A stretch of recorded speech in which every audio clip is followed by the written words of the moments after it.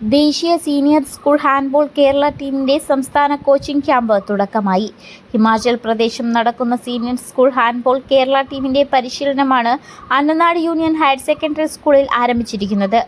ദേശീയ senior school handball Kerala ടീമിൽ സ്കൂളിൽ നിന്നും നിരവധി പേർ പങ്കെടുക്കുന്നു.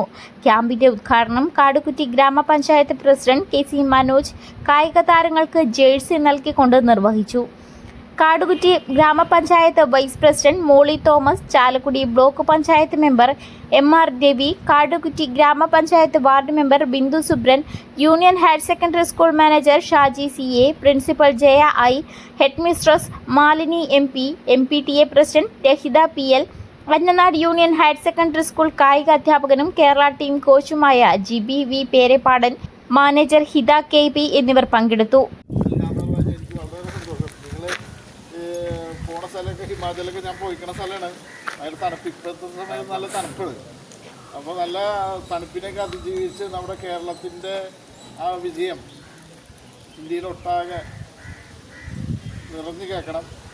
അതുപോലെ ഇതിൽ ഭൂരിഭാഗം നമ്മുടെ അന്നനാട് സ്കൂളിലെ വിദ്യാർത്ഥികളാണെന്ന് പറഞ്ഞപ്പോൾ വളരെയേറെ സന്തോഷം. ഹിമാചൽ പ്രദേശിൽ നടക്കുന്ന ദേശീയ സീനിയർ സ്കൂൾ